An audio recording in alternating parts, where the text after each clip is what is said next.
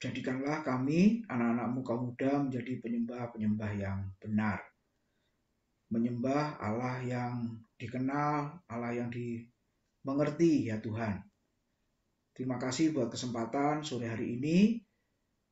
Biarlah firman-Mu diberitakan dan kami boleh melihat keindahan Tuhan Yesus di dalam kebenaran firman-Mu. Firman-Mu yang sanggup mengubahkan hidup kami, yang memberi kekuatan untuk kami hidup benar, sesuai dengan kehendak-Mu di tengah-tengah dunia yang tidak benar, yang penuh dengan dosa dan kejahatan ini. Kiranya Engkau terus melindungi kami ya Tuhan, supaya kami boleh tetap menjadi terang dan garam dunia ini.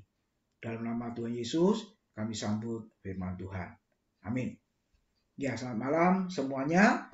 Hari ini kita masih merenungkan firman Tuhan seri yang ketiga ya, yaitu tentang Lot. Nah, kali ini kita akan merenungkan kedua anaknya Lot itu.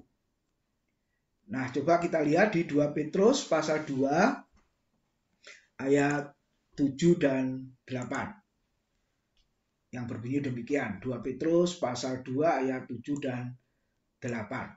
Tetapi ia, yaitu Allah, menyelamatkan Lot, orang yang benar, yang terus-menerus menderita oleh cara hidup orang-orang yang tak mengenal hukum dan yang hanya mengikuti hawa nafsu mereka saja.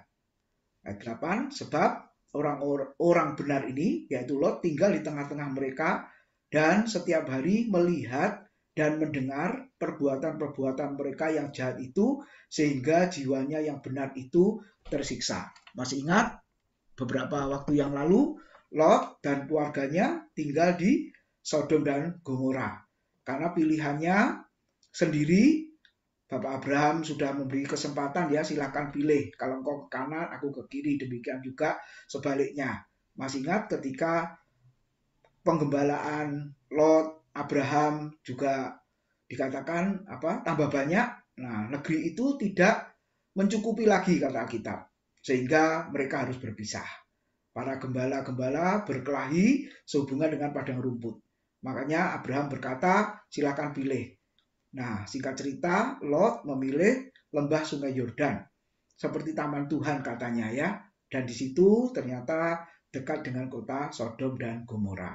Nah, akhirnya Lot beserta keluarganya tinggal di tengah-tengah kota Sodom dan Gomora. Nah, kita lihat, saudara, disebut Alkitab, Lot itu orang benar. Nah, orang benar yang dikatakan terus-menerus menderita, bukan karena kesalahan kejahatan, tetapi melihat orang-orang, bahkan dikatakan setiap hari melihat dan mendengar perbuatan orang-orang Sodom itu yang jahat. Sehingga mempengaruhi jiwanya yang benar itu tersiksa. Nah, kalian bisa membayangkan kalau hidup ya tersiksa seperti ini.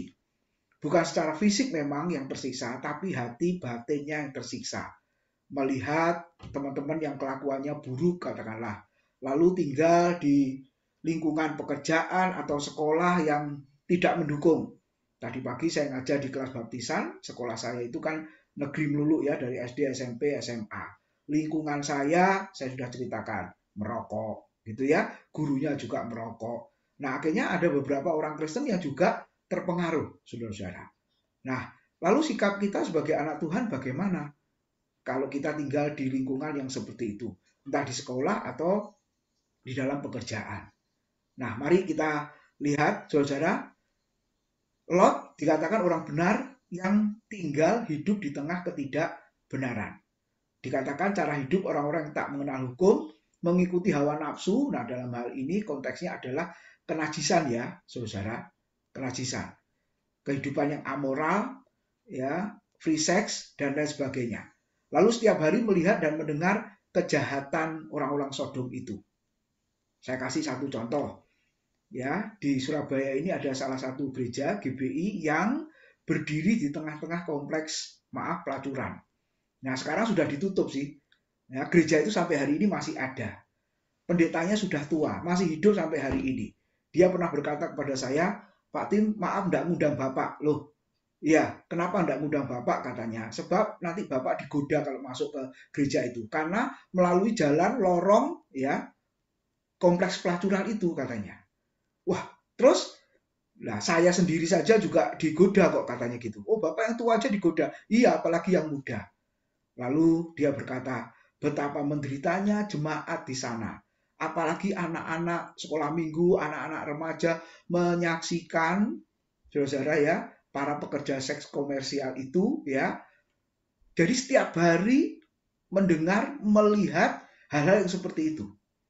Nah, di situ ada gereja. Memang jemaatnya saya tanya ada yang mantan para pekerja seks itu, saudara. Mereka bertobat, ada. Ya, tapi ada juga yang pindahan dan lain sebagainya. Tapi intinya kehadiran gereja itu benar-benar di lingkungan orang-orang berdosa, di lingkungan orang-orang najis, di lingkungan orang-orang yang dikatakan tidak mengenal hukum. Jadi sudah tahu kalau itu salah, tapi tetap melanggar. Tapi puji Tuhan sudah ditutup ya. Tapi katanya tidak terus terang, ya masih ada ya saudara-saudara ya. Nah, itu menunjukkan bahwa seperti yang dikatakan Tuhan pada murid-muridnya, bahwa orang percaya, orang Kristen itu diutus Tuhan seperti domba dilepas ke tengah-tengah serigala. Markus 10 ayat yang ke-16. Memang itu yang dikehendaki Tuhan. Itu yang diperintahkan Tuhan. Ya, itu yang diserahkan kepada kita, saudara, di dalam keadaan dunia lingkungan yang kacau seperti itu. Tapi Tuhan mengajarkan supaya kita tetap cerdik seperti ular dan tulus seperti merpati. Jadi bukan menghindar, bukan melarikan diri, bukan meninggalkan saudara-saudara, tapi harus tetap di situ. Kemudian kita harus cerdik dan kita harus tulus. Supaya apa, saudara? Kita, kehadiran gereja kita, pelayanan kita boleh mempengaruhi mereka semuanya itu. Nah, 1 Korintus 15 ayat 33-34 dikatakan, janganlah kamu sesat. Pergaulan yang buruk merusakkan kebiasaan yang baik. Sadarlah kembali sebaik-baiknya dan jangan berbuat dosa lagi. Ada di antara kamu yang tidak mengenal Allah. Hal ini kukatakan supaya kamu merasa malu. Paulus memberi nasihat kepada jemaat di Korintus. Korintus itu kota besar, kota metropolitan. Segala macam dosa ada di sana. Nah, itu gambarannya di kita ya. Surabaya, jangankan Surabaya, kota-kota yang lebih kecil pun juga mungkin segala macam dosa juga ada di sana. Benar ya? Tapi nasihat firman Tuhan, Paulus memberi nasihat kepada jemaat di Korintus yang tinggal di lingkungan ya kota besar yang seperti itu, bahkan dikatakan amoral juga, saudara-saudara, jangan kamu sesat. Nah, maksudnya apa? Perhatikan, pergaulan yang buruk merusakkan kebiasaan yang baik. Nah, lingkungan mempengaruhi begitu kuat sehingga kalau yang bersangkutan tidak kuat, akhirnya terpengaruh. Nah, orang-orang muda biasanya sangat mudah terpengaruh dengan keadaan, terpengaruh dengan lingkungan. Tapi firman Tuhan sore ini menegaskan, kita semua jangan sesat, jangan terpengaruh, atau dengan kata lain, penulis surat Ibrani mengatakan jangan hanyut terbawa arus. Nah, saudara, yang terbawa arus itu apa? Yang pertama ikan yang mati, dan yang kedua sampah atau kotoran. Benar ya? Saudara, itu yang pasti terbawa arus. Itu pasti yang hanyut ke bawah arus. Nah, kita adalah pribadi-pribadi yang hidup sebenarnya. Tadi pagi singgung di pelajaran baptisan, Tuhan itu telah menghidupkan kita. Ada kehidupan rohani, kehidupan kekal, kehidupan yang berlimpah di dalam Tuhan ada dalam hidup kita. Berarti tadi yang mati karena dosa sudah dihidupkan oleh Allah. Berarti kita ini hidup. Jadi bukan terpengaruh atau terseret dengan arus dunia ini, tapi justru kita melawan arus. Ya, mempengaruhi, bukan dipengaruhi. Nah, itu seharusnya panggilan anak-anak Tuhan. Dan kita melihat Lot benar-benar dia membuktikan hidupnya walaupun di tengah dunia yang amoral, yang berdosa, saudara, Lot tetap kuat di situ. Bahkan Petrus tadi menegaskan dia adalah orang benar yang tersiksa batinnya karena setiap hari melihat dan mendengar perbuatan-perbuatan orang-orang Sodom yang sangat jahat. Nah, bisakah kita seperti Lot, saudara? Coba kalian renungkan ya pada malam hari ini. Nah, sekarang kita masuk dua anaknya Lot. Perempuan tidak disebutkan namanya. Coba lihat di Kejadian 19 ayat 30-38. ternyata kedua anak Lot terpengaruh dosa Sodom dan Gomora. Nah, lalu mamanya kemana? Kita sudah belajar kemarin, mamanya sudah mati ya, menjadi tiang patung, tiang garam. Tiang yang sia-sia itu. Nah, Lot, saudara tetap bertahan, tapi kedua anaknya ini loh. Coba perhatikan, ayat 31, 32, Kejadian 19. Kata kakaknya kepada adiknya, ayah kita telah tua, dan tidak ada laki-laki di negeri ini yang dapat menghampiri kita seperti kebiasaan seluruh bumi. Ayat 32. Marilah kita beri ayah kita minum anggur, lalu kita tidur dengan ayah kita, supaya kita menyambung keturunan dari ayah kita. Coba saudara renungkan, dua anaknya Lot ini, kakak beradik ini sama-sama mentalnya sudah rusak ya, pikirannya sudah rusak, dipengaruhi oleh orang-orang Sodom dan Gomora. Karena memang ketika Sodom dan Gomora dibinasakan dengan api, Alkitab mencatat Lot tinggal di gua dengan kedua anaknya. Itu ayat 30 kalau kalian baca di situ. Nah, lalu kedua anaknya berkata, yang menyambung keturunan nanti siapa? Bagaimana? Kita hanya bertiga kan, papanya dan kedua kakak beradik ini. Bagaimana kita bisa melahirkan anak-anak? Padahal tidak ada orang laki-laki di Sodom, semuanya sudah dibinasakan oleh Tuhan. Makanya ide gilanya muncul di sini ya. Saudara, lihat ya ide gilanya ya. Anak yang sulung, kakaknya berkata kepada adiknya, hari ini aku yang tidur dengan ayah, besok gantian kamu. Nah, singkat cerita, saudara, ayat 36. Lalu mengandunglah kedua anak Lot itu dari ayah mereka. Yang tua melahirkan seorang anak laki-laki namanya Moab, yang muda adiknya melahirkan seorang anak laki-laki namanya Amon. Coba saudara lihat di situ ya. Ini anaknya Lot dan juga sekaligus cucunya Lot. Benar ya, saudara? Nah, kita merenungkan dua orang muda ya, saudara, ini ambil jalan pintas. Nah, berapa banyak orang muda yang ambil jalan pintas, saudara-saudara.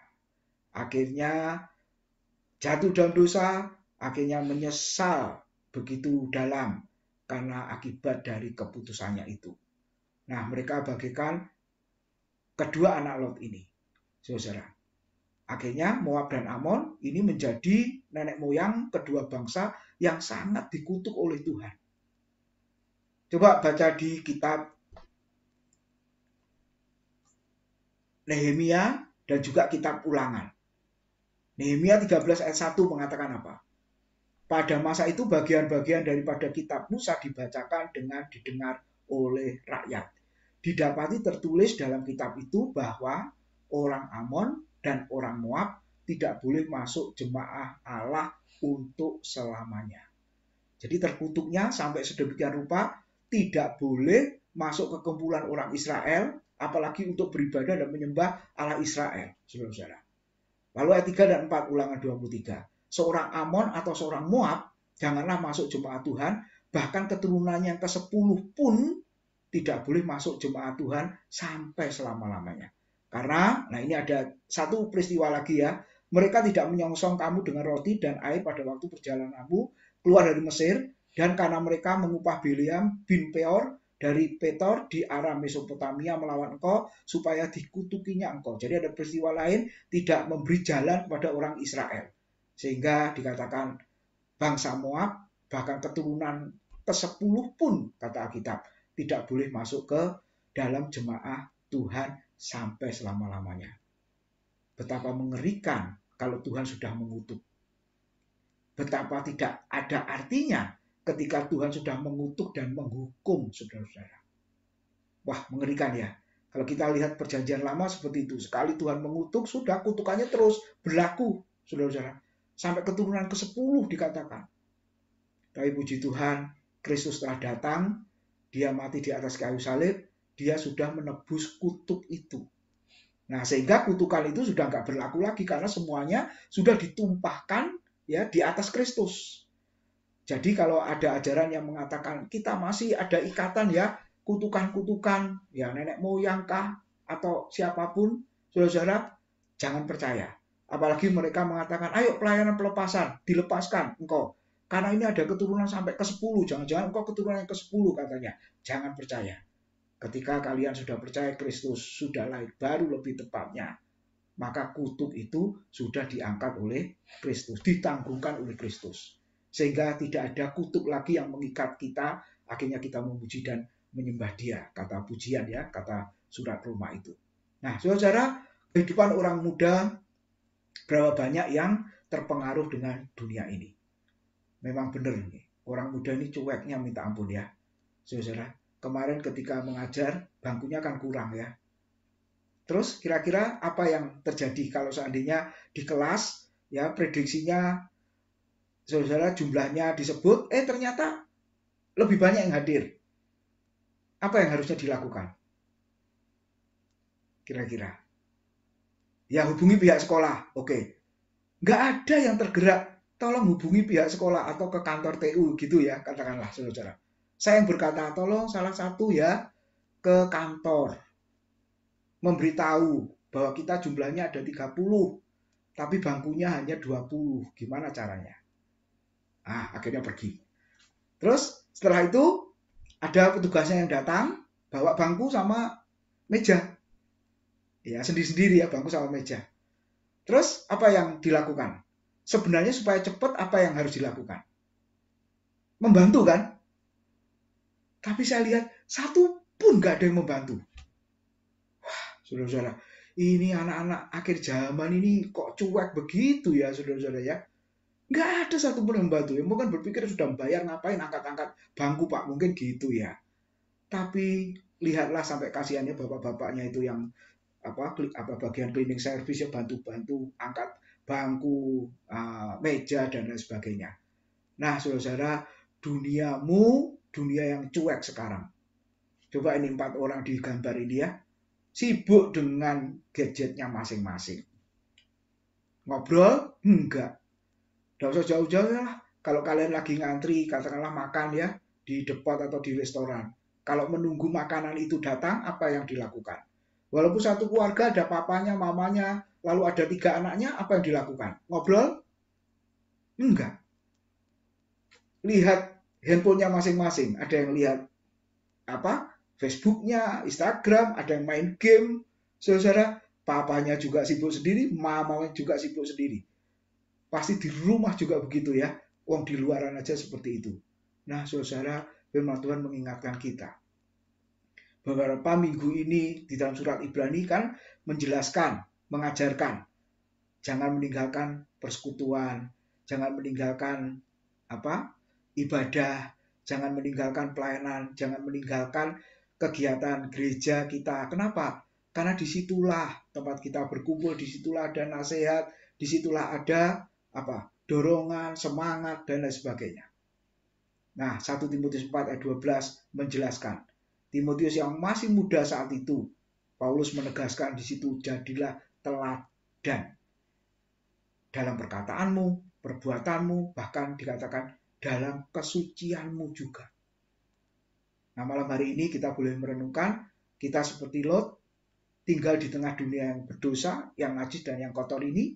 Saudara, apakah kita terbawa arus atau melawan arus? Saudara-saudara harus menjadi teladan di sini, saudara. Nah, jangan sampai terbawa arus dan akhirnya kita terhilang, saudara-saudara. Nah, ini tantangan ya. Nah, jangan juga seperti kedua anaknya Lot itu, maunya jalannya cepat, jalan pintas ya, saudara. Ini daripada nggak ada yang naksir saya, mumpung ada, walaupun tidak seiman, nggak apa-apalah, hati-hati saudara-saudara. Firman Tuhan sudah menegaskan ya, nggak boleh menjadi pasangan yang tidak seiman, yang tidak seimbang dengan orang-orang yang tidak percaya, itu jelas. Nah, sebab kalau berpikir mumpung ada, berarti kalian seperti kedua anaknya Lot itu. Ambil jalan pintas. Dia nggak sabar menunggu waktu yang disediakan Tuhan. Nah, saudara, kita bisa melihat Lot menderita karena kehendak Allah. Dia menderita bukan karena dosanya, kesalahan dan kejahatannya. Karena dia menderita karena pilihannya mengambil daerah Sodom dan Gomora. Nah, ketika dia ambil pilihan itu, akhirnya kalau dia menderita, itulah konsekuensi yang harus dia tanggung. Tapi puji Tuhan, dia menderita bukan karena kesalahannya. Dia menderita masih ada di dalam lingkup, di dalam kehendak Tuhan. Nah, mungkin pada malam hari ini kalian juga begitu ya. Aku sudah memilih sekolah, aku sudah memilih pekerjaan. Tapi keadaan seperti itu, ya sudah. Engkau menderita, bahkan seperti lo tersiksa batinnya, silakan, saudara. Karena itu konsekuensi dari pilihan itu. Tetapi firman Tuhan mengatakan apa? 1 Petrus 4 ayat 19. Karena itu baiklah juga mereka yang harus menderita karena kehendak Allah, menyerahkan jiwanya, dalam arti dengan selalu berbuat baik kepada pencipta yang setia. Artinya adalah walaupun di tengah ketidakadilan, di tengah ketidakbenaran, saudara tetap harus seperti tadi ya, cerdik dan tulus itu tadi, dan tidak terbawa arus, tapi justru melawan arus. Dikatakan di situ berbuat baik. Nah, memang tujuannya kepada Allah pencipta kita, tapi ini kan disaksikan oleh orang, oleh sekeliling kita, oleh teman-teman. Nah, artinya apa? Kita tidak ikut terseret dengan dosanya, kesalahannya, kejahatannya, tidak. Tapi justru kita mempengaruhi mereka, kalau bisa membawa mereka kepada jalan kebenaran. Karena tujuannya satu, Tuhan tidak sia-sia menempatkan kita dimanapun, saudara. Tuhan ingin kita menjadi garam yang mempengaruhi, kita menjadi terang, ya, berfungsi menjadi garam yang terang, yang menyinari. Nah, kiranya mohon terus kekuatan Tuhan supaya kita bisa ya tinggal di tengah-tengah dunia yang seperti itu. Bukankah kita tinggal di tengah dunia yang berdosa? Apakah kita bersedih karena tinggal di lingkungan yang berdosa? Atau kita senyum-senyum, saudara-saudara? Kita tidak merasakan apa-apa bahwa sebentar lagi dunia akan masuk ke dalam penghukuman. Dunia akan masuk ke dalam kebinasaan. Atau kita biarkan saja. Atau sebaliknya. Kita bersedih karena kita tinggal di lingkungan yang berdosa. Lalu sikap kita bagaimana? Minimal kita mendoakan mereka, minimal pertobatan mereka. Ketika Paulus bertanya, Pak, gereja kita ini perlu didoakan apa? Saya menjawab, doakan supaya ada KKR, kebangunan rohani, supaya ada semangat, ya, baik beribadah maupun melayani Tuhan. Khususnya orang-orang muda, sekolah minggu, ya, bersemangat untuk melayani Tuhan, beribadah kepada Tuhan. Sebab kalau ini sudah nggak ada, saudara-saudara, bagaimana dia bisa mempengaruhi dunia sekelilingnya? Kalau di gereja saja tidak bisa, bagaimana bisa keluar? Nah, coba kalian renungkan pada malam hari ini. Kita bagaikan Lot. Jangan sampai kita seperti kedua anaknya, yang akhirnya tercemar dan akhirnya jatuh di dalam dosa. Tapi kita boleh tetap bertahan seperti Lot, saudara. Kita tetap kuat, tetap hidup di dalam kebenaran, walaupun ada di tengah-tengah ketidakbenaran. Beranilah melawan arus dunia ini. Ingat, saudara, yang terbawa arus adalah ikan yang mati dan sampah ya, kotoran, saudara.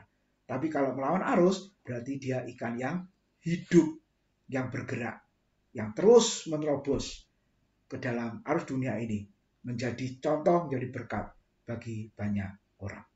Kiranya Tuhan memberkati kita semua. Mari kita berdoa. Terima kasih buat kebenaran firman-Mu malam hari ini. Tuhan, kami melihat Lot, orang yang benar, terus tersiksa batinnya di tengah-tengah dunia yang tidak benar. Di tengah-tengah kota Sodom dan Gomora yang penuh dosa dan amoral. Karena pilihannya, sehingga Lot menanggung konsekuensi itu. Tuhan, tolonglah setiap kami.